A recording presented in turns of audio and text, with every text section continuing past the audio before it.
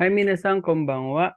Junya Tomoshimasu, Hiroshiko Nagai Tashimasu. Okay, sa pag-aaral natin ngayon sa lesson 17 is about kay Nike or Naiform conjugation. Unahin muna natin yung group 1 verbs. Sabi rito, ang group 1 verbs, the E sound before the mas change it into A sound. So, kasi alam naman natin lahat ng group 1 is E sound. So, ang gagawin lang natin kay E sound, bago po magmas, gagawin natin silang A sound. Okay, example, E. So, yung E, siya yung maririnig natin o makikita natin before the mas.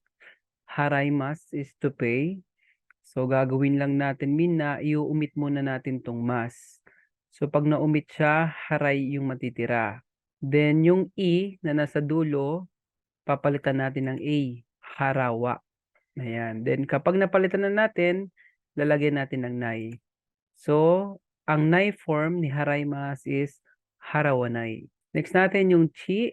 So, kachimas.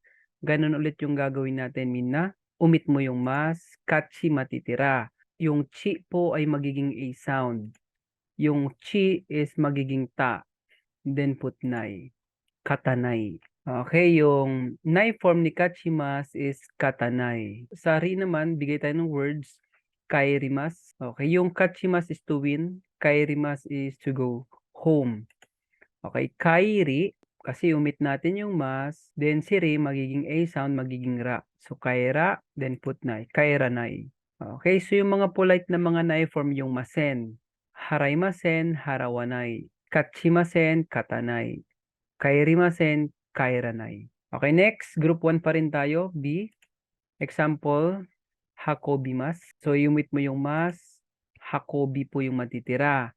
Yung B magiging A sound. Magiging hakoba. Then put nai. Hakobanai. Hakobimas is to transport. Ni, nomimas is to drink. Umit mas, nomi matitira. Then si mi magiging A sound, magiging ma. Then put nai, nomanai. The next natin ni, example, shinimas to die. Shini, matitira kasi inumit natin yung mas. Then sini, magiging A, shina, then put nai, shinanai. Okay, so yung group 1 kasi shampoo yun. Ichiri, bimini, kigi, shi. Okay, so ito yung karugtong, group 1 pa rin siya. Ki, bigay tayo ng word, kakimas. Okay, so umitmas, matitira yung kaki. Then siki po magiging A sound, magiging kaka. Then put nai, kakanai. Okay, kakimas is to write. Okay, yung polite ni kakanai, si kakimasen, yung will not write. So kakanai will not write. Gi, so oyogimas is to swim. Delete mas, oyogi.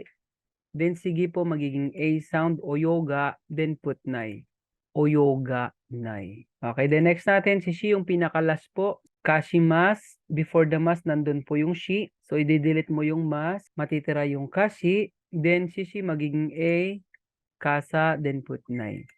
Kasanai. Kashimas is to lend. Okay, yun po yung group 1 verbs. Then, lipat tayo sa group 2 kung paano siya inai form conjugate. Okay, group 2, alam natin lahat ng group 2 verbs is E sound naman. Kasi ang group 1 is E sound, group 2 is E sound. Pero may mga special po ito, no? Ayan. So, we heard or we seen the E sound before the mas.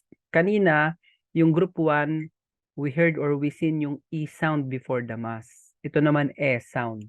So, tabe mas, before the mas, nandun po yung be, as in E sound siya, tabe.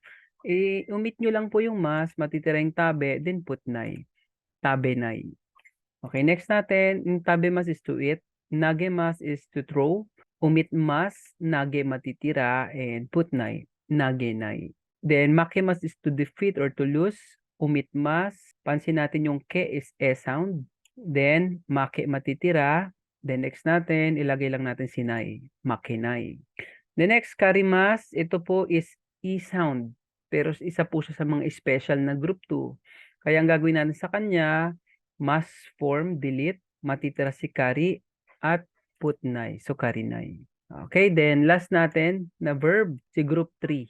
They are only 2 verbs. Okay, si shimas, yung example, naiumit natin yung mas, matitira yung shi, and put nai. So, shishimas, magiging shinai yung kanyang nai conjugation, nai form. Renraku shimas, delete mo yung mas, matitira si renraku shi. then put nai para maging negative. Renraku shinai. Okay, then next natin yung kimasu is to come. Yung renraku shimasu pala is to contact. Shimasu is to do. Kimas is to come. Ang mangyari lang kay kimas ay magiging konai. Okay, so yan po lahat yung group 1, group 2, group 3 verbs ng nai form conjugation. Okay, thank you for watching, minasang. Subscribe to my YouTube account. This is J Mercado. Follow my page, my FB page, JNR Online Tutorial. And follow my FB account, Junya Mercado. お疲れ様でした、皆さん。